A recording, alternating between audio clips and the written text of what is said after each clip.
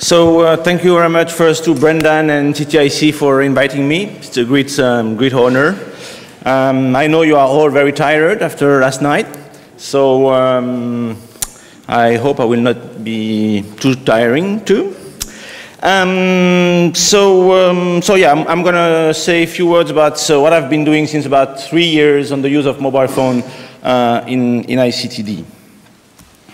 So let's start with a few things I'm doing. So I have, in fact, a big head. I have 3 hats here. So as Josema mentioned, I am WFEC staff leading this group called Mobile Web for Social Development, which aim is to explore and understand the barriers of using mobile technology in ICTD. So mostly we are here to understand what are the different possibilities in terms of technologies and what are the barriers for both authoring, deploying, and accessing content on mobile phone.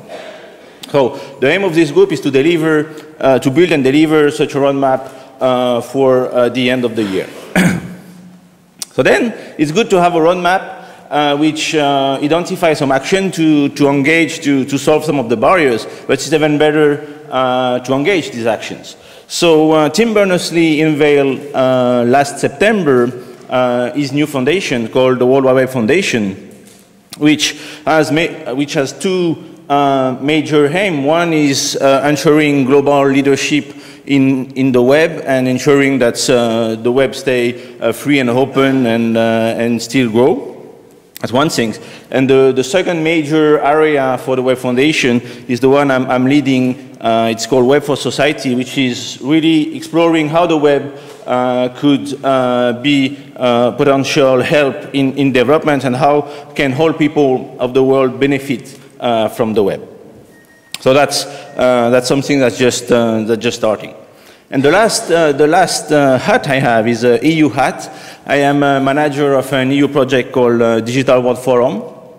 So this project is also in the same area of using low-cost technologies in development, but with a bit broader scope because it's covered mobile, but also low-cost laptops and broadband wireless infrastructure.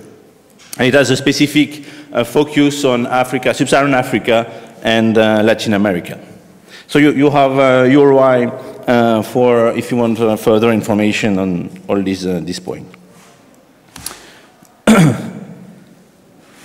So just a quick outline of this presentation. So I will first say a few things about mobile phones and how it created a revolution in developing countries. It's probably obvious, but I will just say a few things.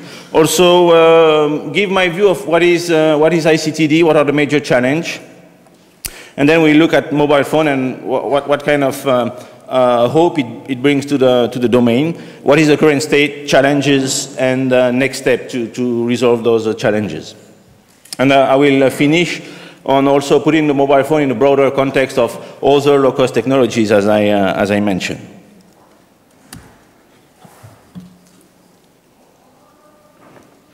So let's start with mobile phones. So first, a few statistics. More than 4 billion of mobile phones today. It's probably it's 2/3 of the world population which has a mobile phone. More than 80, almost 90% of the world population covered by a GSM network. So those numbers are really impressive. But what's probably obvious to everybody in this room, but some people don't really realize that it really created a revolution in developing countries. For the first time, rural areas, underprivileged people have a way to communicate between them, have a way to reach their potential customers, to reach the government, to reach their friends, and so on. And it really changed completely their life. So a few examples on the photo. So clearly there is a direct impact because there is a whole new sector of activity. So you have people selling airtime, selling charging time, repairing phones, selling phone, and all these things. So for me, that's the direct impact. But what's even more impressive, it's the indirect impact. What does mobile phone enable for people? And particularly, there is an example I got from Brazil.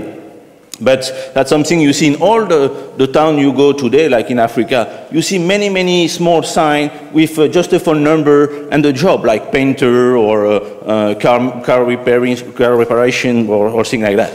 So now for people to find customers, they don't need to be at the right time, at the right place. They can advertise what they can do, and that's completely changed their life and their potential of making some income.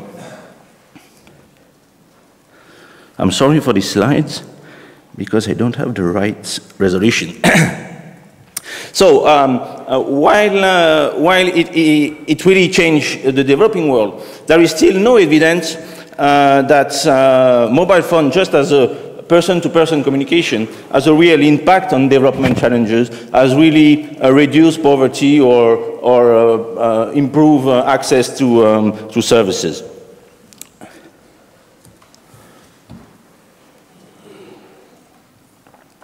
So now, let's have a look at ICT.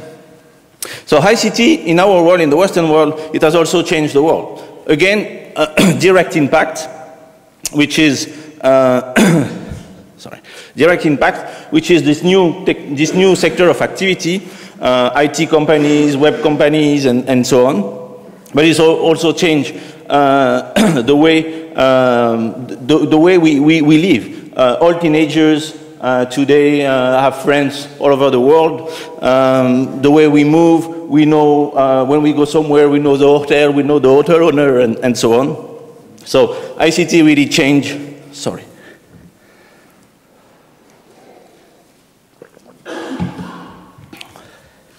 So ICT really changed our world.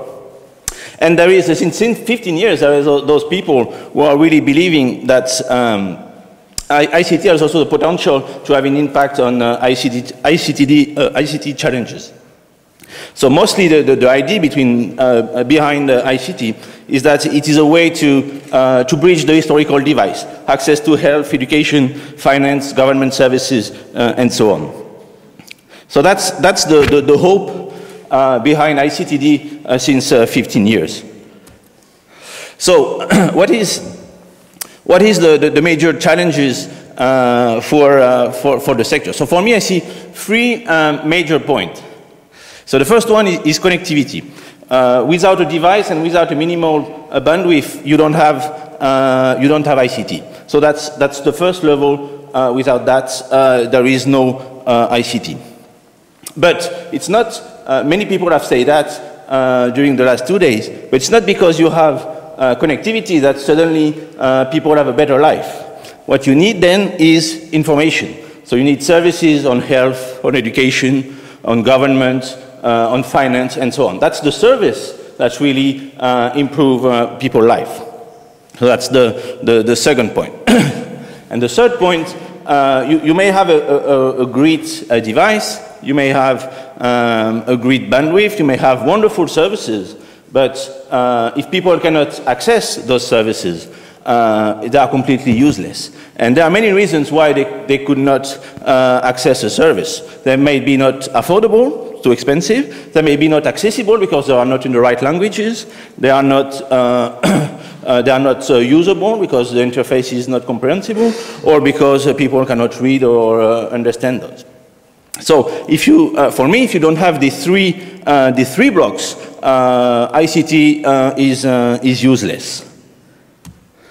So now let's have a look at what did happen in the last 15 years.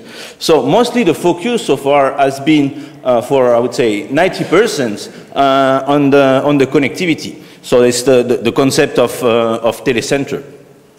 And we saw lots of projects around development of telecenter. And most of these projects has been done by development agency, local, international, has been driven by government and so on. Unfortunately, there are, I see, 4 major issues with telecenter, which makes people don't believe in this concept anymore, really.